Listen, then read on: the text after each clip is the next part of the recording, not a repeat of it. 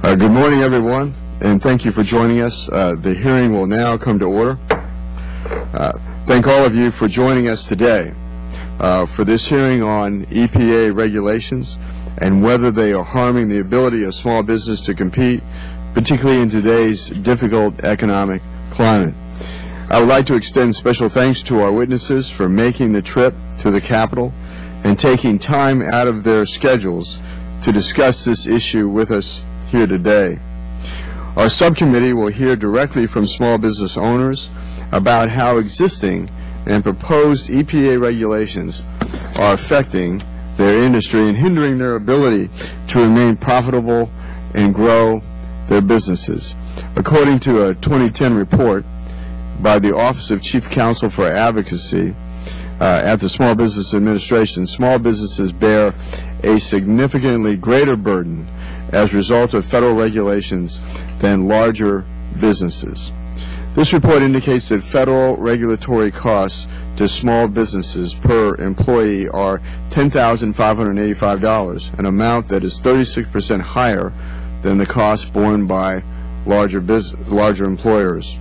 Under the leadership of Administrator Lisa Jackson, the EPA is in the process of developing and finalizing some 30 regulations and instituting new policy rules. The EPA has adopted a rigorous environmental agenda that gives little consideration to the impact on businesses in general and small businesses in particular. The actions of the EPA under Administrator Jackson are especially troubling due to their disregard for the Regulatory Flexibility Act, which seeks to reduce the undue burden of federal regulations on small businesses by requiring analysis of compliance costs and consideration of less onerous activities, less onerous alternatives. Not only has EPA overlooked federal law, but it has indicated a willingness to sidestep the President's wishes as well.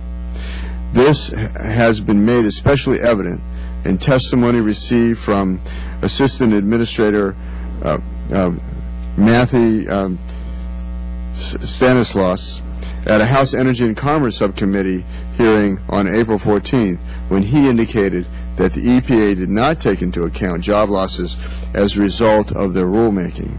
This directly contradicts Executive Order 13563, which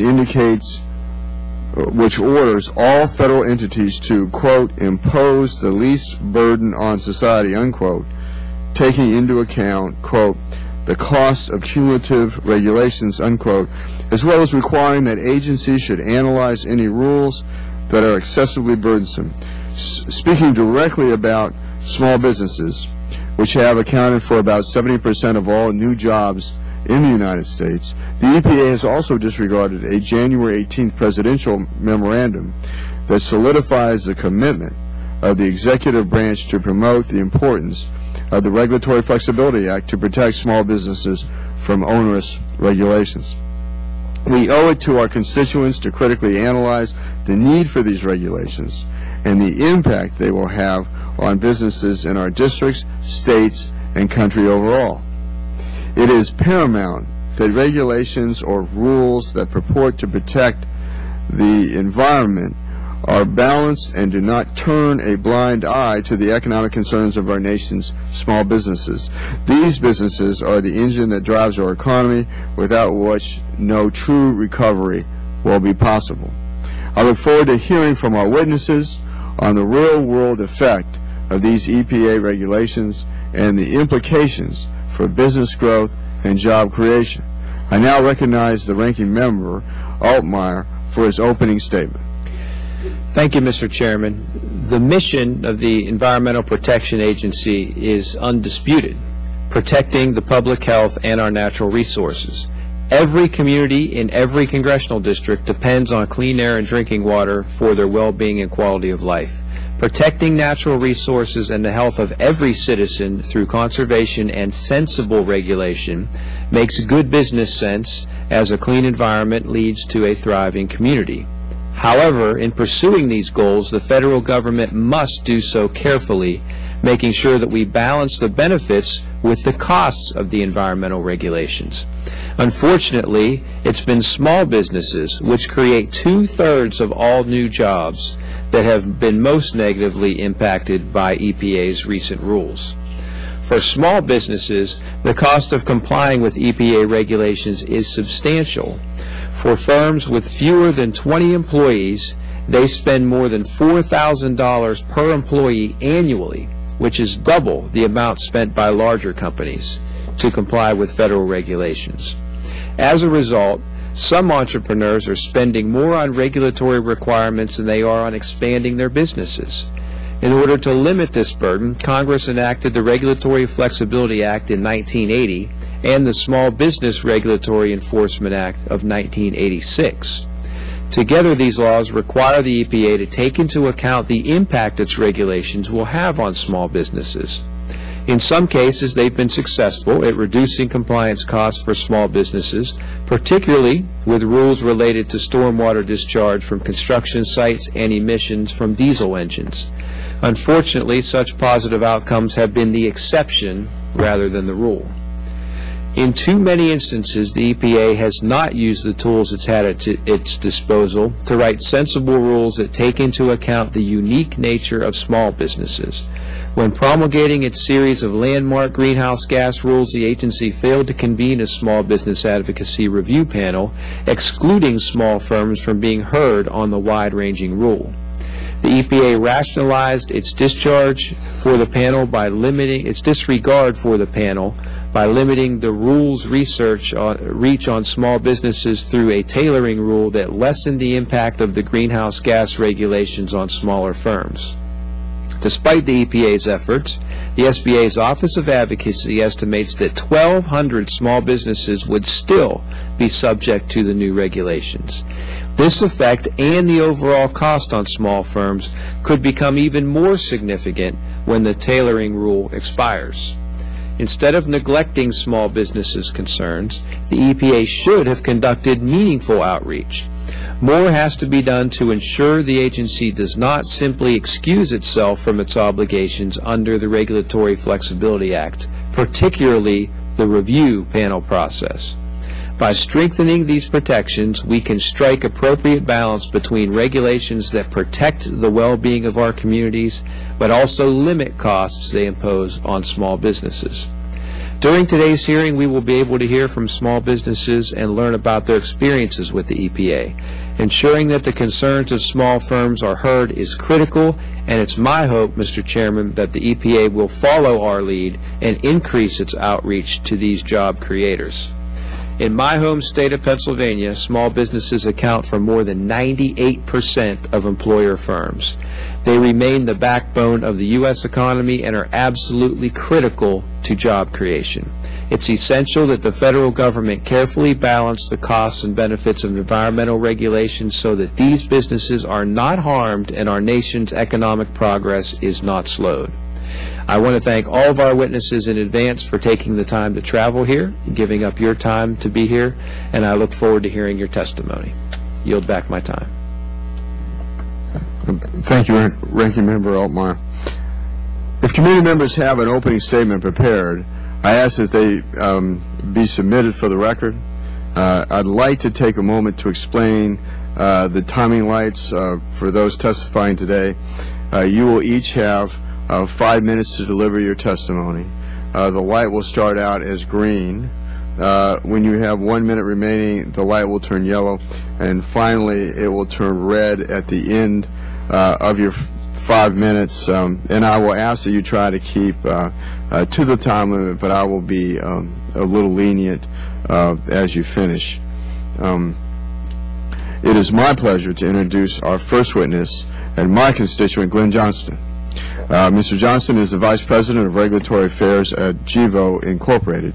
GEVO is in the process of developing renewable alternatives to petroleum-based products that can be used in cars, airplanes, and even in synthetic rubber and plastics. We appreciate your testimony, Mr. Johnston. Chairman Kaufman, members of the committee, I'm honored to be with you this morning and discuss the great potential for isobutanol as an alternative transportation fuel in America and the current challenges we have with U.S. EPA regulations. Gevo is a leading renewable chemicals and advanced biofuels company. We're developing bio-based alternatives to petroleum-based products using a combination of synthetic biology and chemistry. We plan to produce isobutanol, a versatile chemical platform for liquid fuels and the petrochemical markets. Isobutanol has a broad market application as a solvent and a gasoline blend stock and can help refiners meet their renewable fuel and clean air obligations. It can also be further processed using well-known chemical processes used today into jet fuel and feedstocks for the production of synthetic rubber, plastics, and polyesters. Gevo's technology is designed to retrofit existing ethanol plants, and we're currently in the process of retrofitting an ethanol plant in southern Minnesota, which will come online in the first half of 2012. Isobutanol is an important platform chemical with broad applications in large chemicals and fuel markets. As a drop-in product, isobutanol should allow customers to replace petroleum-derived raw materials with isobutanol-derived raw materials without modification to their equipment or production processes. Since isobutanol can be dropped into existing infrastructure, it provides for an easy integration into existing refining and petrochemical production processes. This type of technology is business born in America and is creating new jobs today to build the next generation of biofuels and make contributions towards reducing our dependence on foreign oil. We support the manner in which EPA has allowed the Renewable Fuel Standard advanced fuel mandates to continue despite shortfalls in some categories under the statute.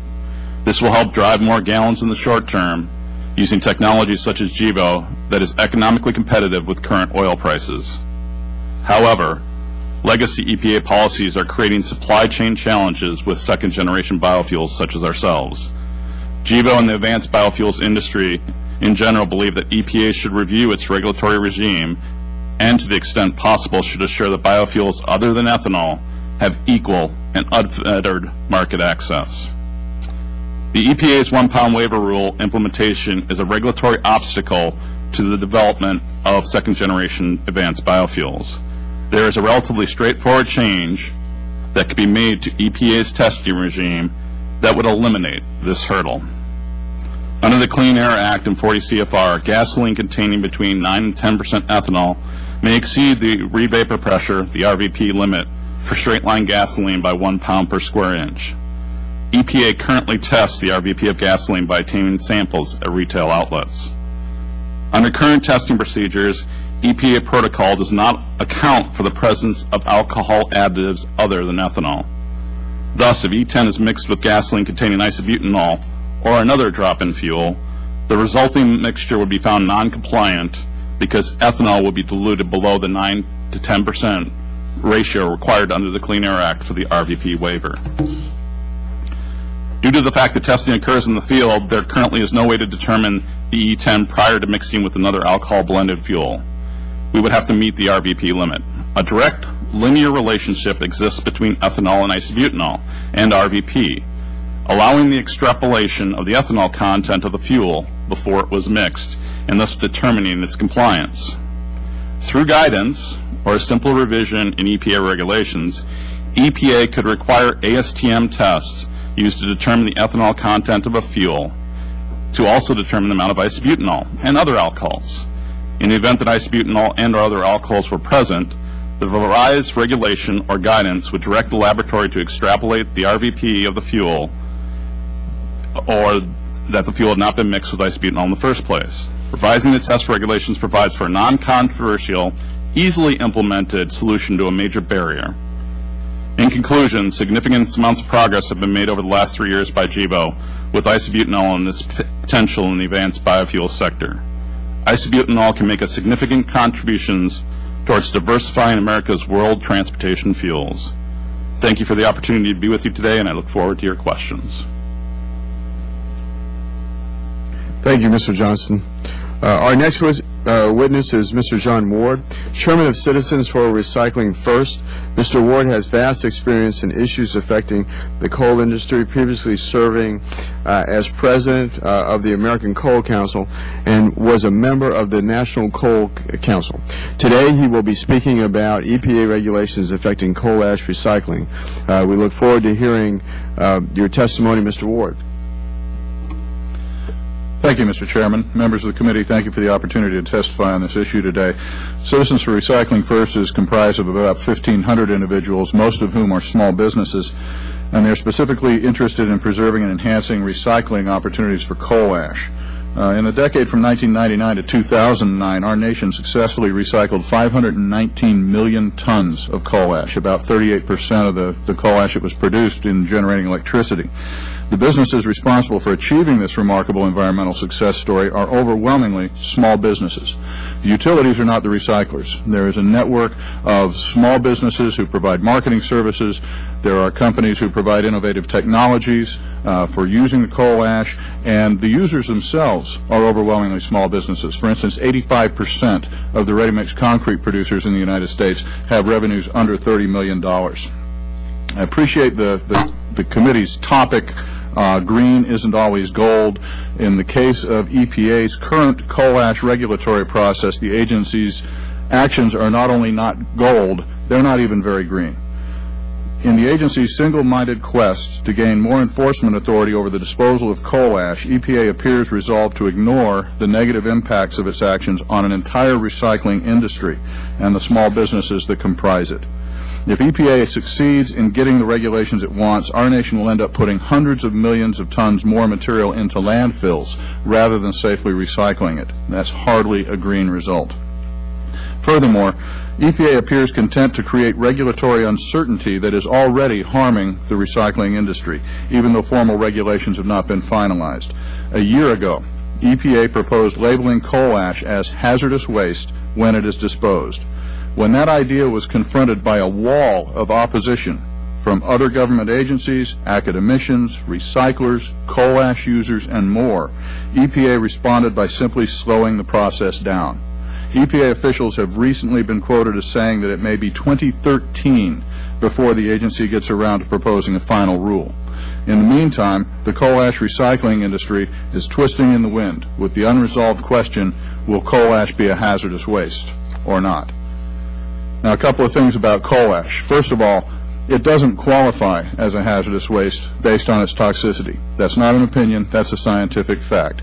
The level of metals that are in coal ash are similar to the levels of metals in the materials that it replaces when it's recycled. Secondly, EPA's proposals for regulating coal ash disposal basically boil down to a regulatory turf grab. EPA has proposed both a hazardous and non-hazardous regulatory approach. The landfill standards that they are proposing under both approaches are essentially the same. You don't get a better landfill by designating the material hazardous waste. So why are they doing it? Because by designating it hazardous waste, they're able to take enforcement authority away from the states and take it from themselves. Now, we've talked to EPA and told them the devastating effects this has on recycling. And even in advance of the rule being finished, we're already seeing users of coal ash taking it out of their specifications because they're worried about potential legal liability or the health issues of if it's really hazardous. We are seeing manufacturers of products that compete with recycled coal ash run ads with skulls and crossbones talking about how coal ash may be a hazardous waste if EPA goes forward with this. We're now beginning to see commercial liability insurance policies write exclusions for products that contain coal ash. Now, all of these concerns have been conveyed to EPA over the last 2 years in meetings, in formal written testimony, in all 8 of the EPA's public hearings that were conducted last year. EPA's response has been twofold. Number one, they have refused to evaluate the impacts on small business in the recycling sector. Their excuse is, we're only regulating the utilities, you people are an indirect effect, we don't have to look at it. Their second response has been, a hazardous waste designation will actually be good for you. People are going to want to use more coal ash if it's designated a hazardous waste. I see you raising your eyebrows. It is a nonsensical proposition. My written testimony spells out exactly why it is. But the bottom line is, this is not about coal ash. This is about coal. And EPA is waging a war on coal, and coal ash is another way for them to get at it. We need Congress's help. Representative David McKinley has introduced a bill, H.R. 1391, which would prohibit EPA from regulating coal ash as a hazardous waste. It would not prohibit EPA from moving forward with improving landfill disposal standards. Remember, the landfill disposal standards under their non-hazardous approach are the same. But it would remove this regulatory uncertainty that is hanging over the heads of coal ash recyclers today and is already harming a tremendously environmentally beneficial business in our nation. Thank you very much for the opportunity to testify. Thank you, Mr. Ward. I would like now to introduce Mr. Bradford Muller, Vice President of Marketing for Charlotte Pipe and Foundry Company, a 110-year-old family-owned business located in Charlotte, North Carolina. The subcommittee appreciates you taking the time to speak to us today, Mr. Muller.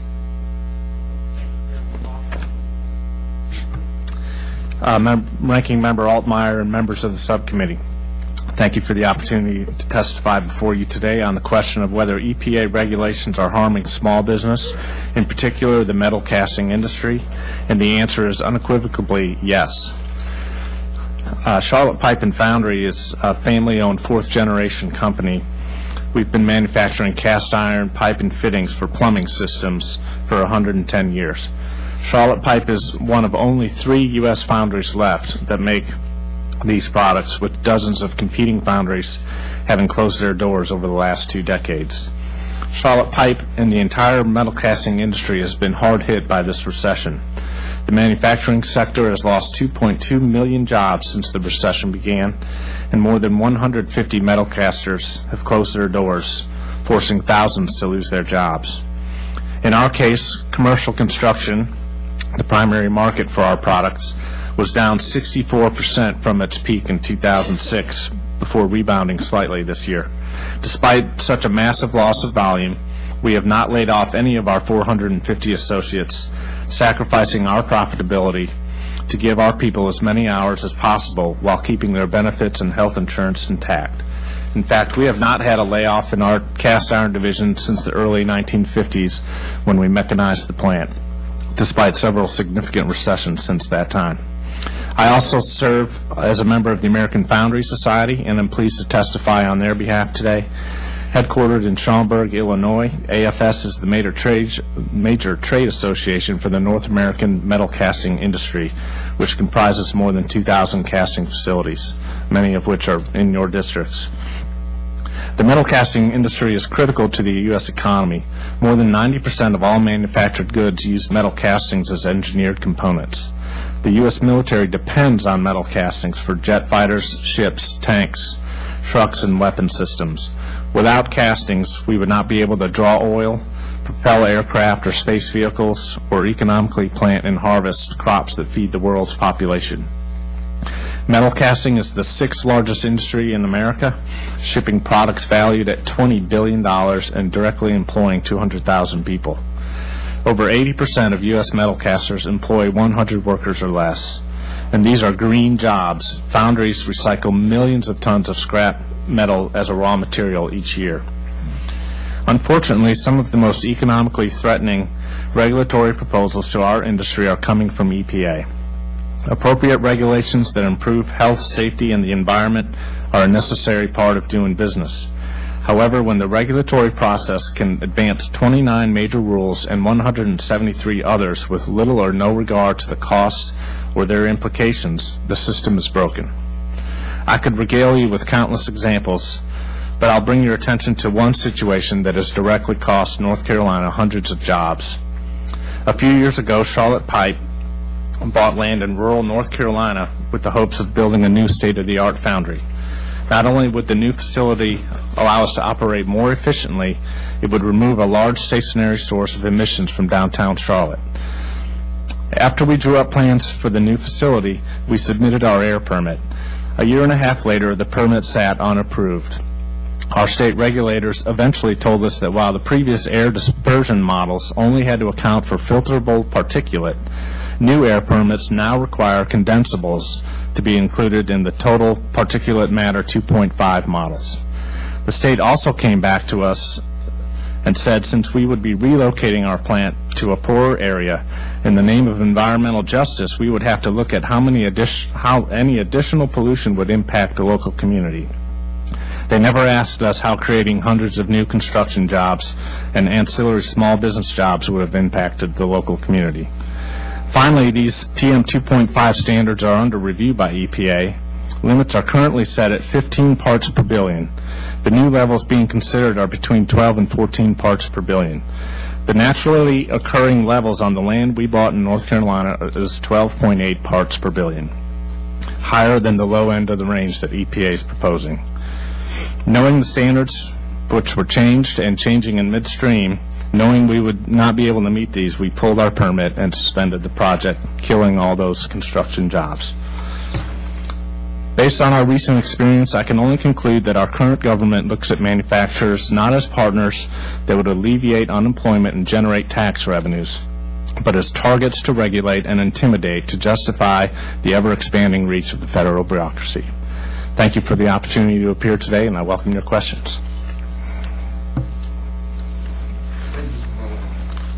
Thank you, Mr. Miller. Let me ask a few questions of the panel, then I'll defer to the ranking member, then to the other members present. My first question, and it's to all the members of the panel, how difficult is it for your businesses to deal with the regulatory uncertainty posed by the EPA? And Mr. Johnston, if we could start with you.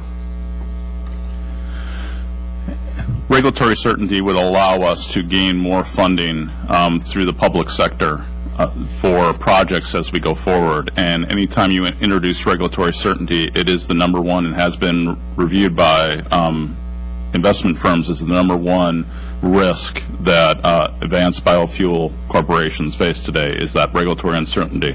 It would be very helpful to maintain that through the RFS and vehicles like that throughout the future, so that things can develop and that we don't have to run into the high interest rates and the risk comes down for our investments. Mr. Ward. As a coal ash recycling industry, we thought we had regulatory certainty at one point. EPA in two previous reports to Congress and two previous regulatory determinations, one in 1993 and a 2000 final regulatory determination, concluded that coal ash did not warrant regulation as a hazardous waste.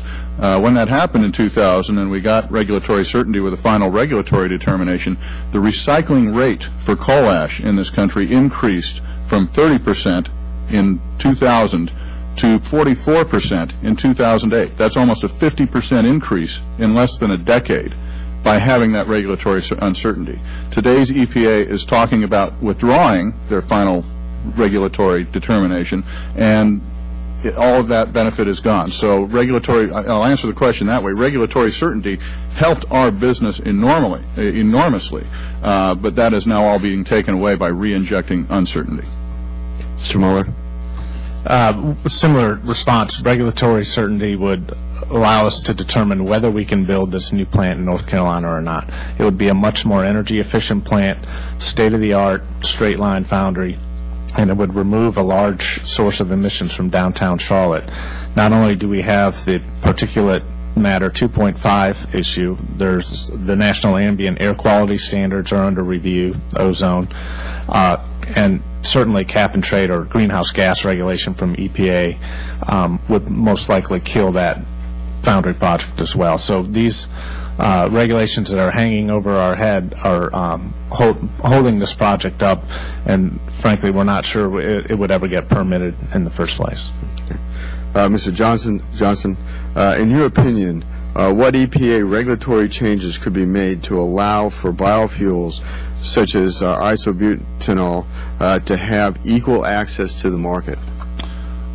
We've spoken to EPA about this, and it's a very simple either guidance or an internal policy change that they need to make that would allow isobutanol to be mixed in a service station underground storage tank with E10. It's a very straightforward change that we feel, if they move forward on right now, would really assist us in the future.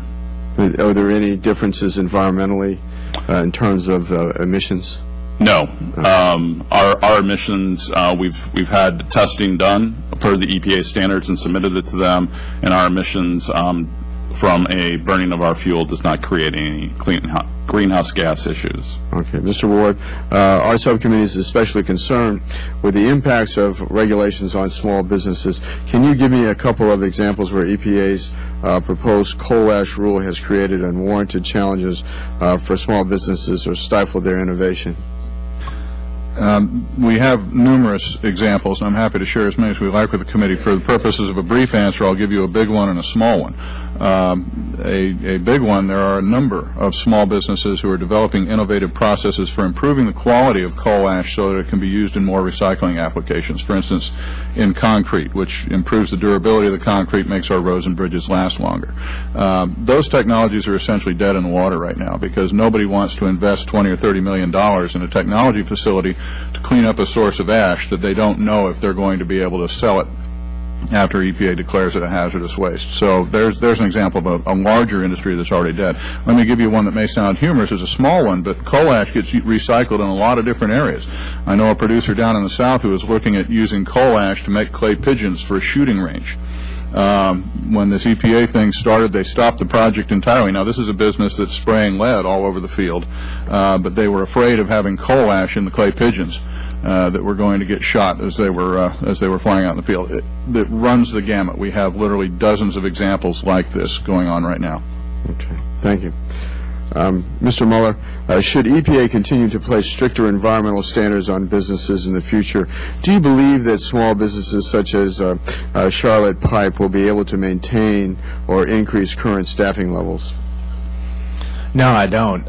You know, we haven't contributed to the unemployment problem, but we're also not in a position to help solve the unemployment problem by hiring new associates. So the continued hanging over our heads of greenhouse gas in particular, even the Boiler Act issue, which we haven't discussed, while it doesn't directly affect Charlotte Pipe and Foundry, anything that hurts a utility is going to drive up our energy costs, and we're a very energy-intensive industry, the foundry industry. So this constant uncertainty and constant attack that we feel that manufacturers are under in America will not help us solve the employment problem. Okay. Thank you. At this time, I'd like to defer to Ranking Member Altmaier. Thank you, Mr. Chairman. Mr. Johnston, in promulgating its greenhouse gas rules, the EPA chose not to convene a small business advocacy review panel, but it attempted to provide relief through the tailoring rule. And the EPA instead, if it had held small business advocacy panels, do you believe the rule's impact on small firms could have been mitigated more appropriately, or it would have made a positive difference? I think so. With the tailoring rule, the greenhouse gas, I mean, we're in the midst of permitting a plant in southern Minnesota.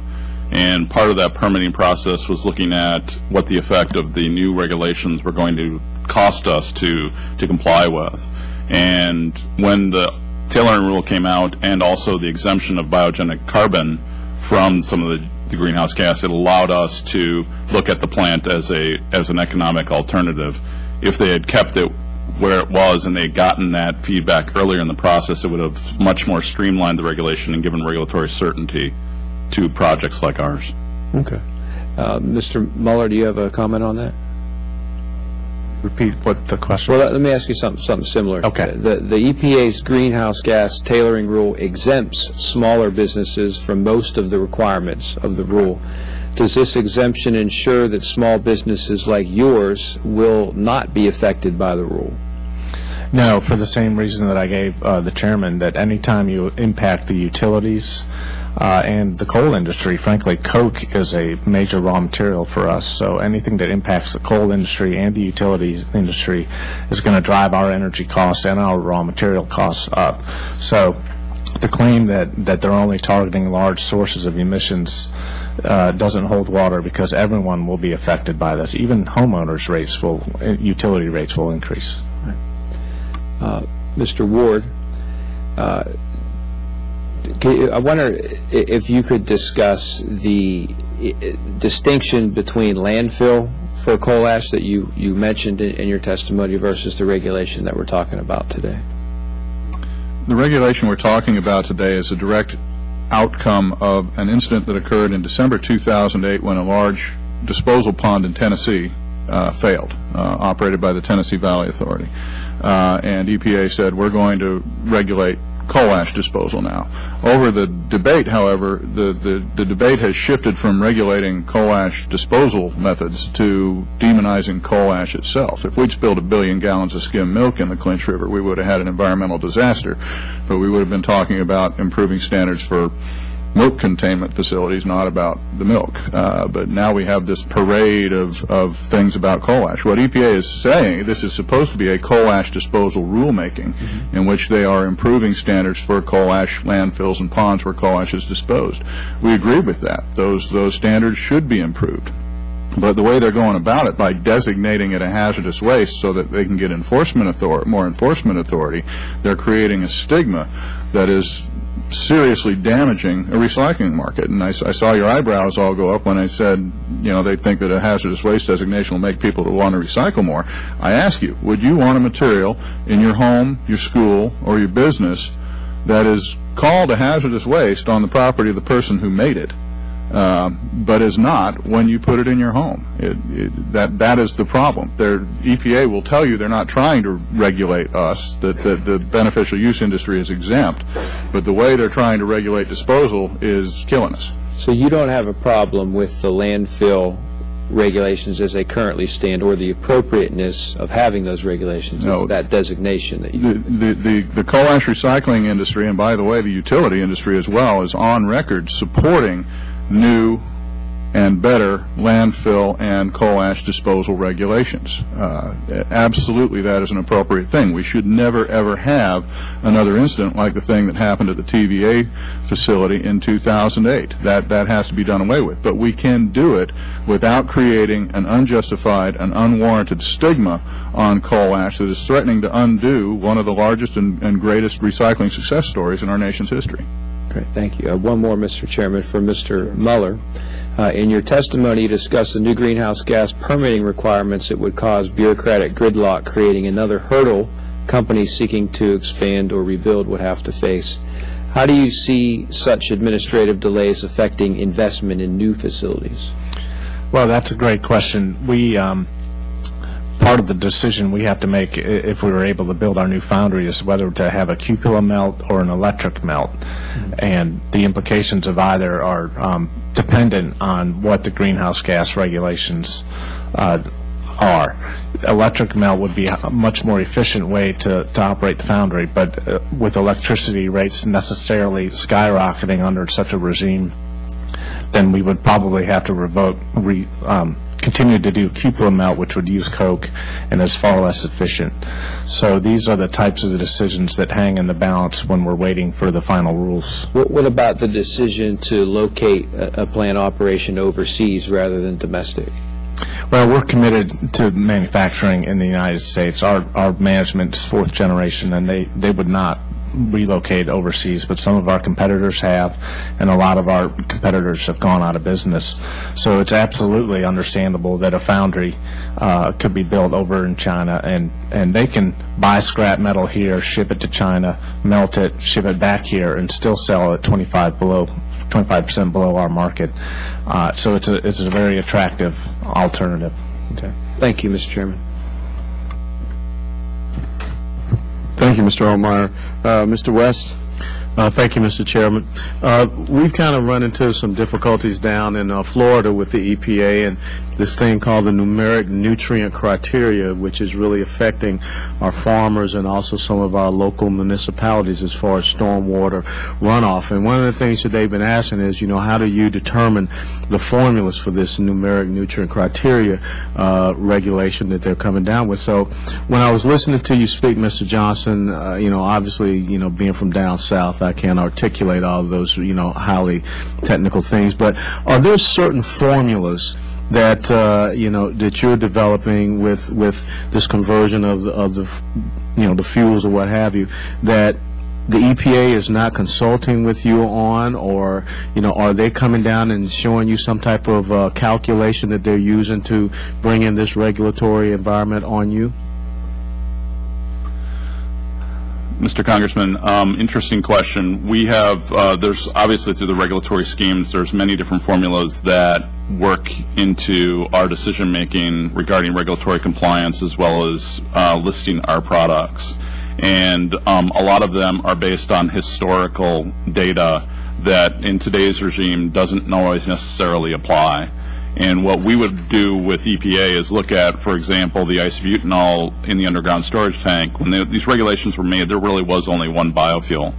And calculations for our biofuel is really straightforward. It's really a simple calculation. And EPA being able to take that and say, okay, there's more biofuels, there's more progress in the United States. I mean, small businesses are creating newer and newer materials. Being able to do that and move that forward would really help provide the American jobs and pull out foreign oil that is needed so desperately. Okay. Next question, and this can be across the board. You know, obviously, in a regulatory environment that is on steroids, there are increased costs to your businesses. So, you know, how do you contend with these, you know, rising costs? And we haven't even talked about some other things like health care. I'll take a first shot at that, Mr. Congressman, is that when we put together our budgets, we put together a pretty big amount of money for the regulatory compliance. And that money could be used elsewhere in the business to provide more development, more jobs, where we're using that to simply file paperwork and comply. And it gets to be a pretty big percentage of any new project where you have to meet all these government regulations and be able to file all the paperwork required. Anything to streamline that and provide regulatory certainty would provide benefit to the overall company and reduce our costs.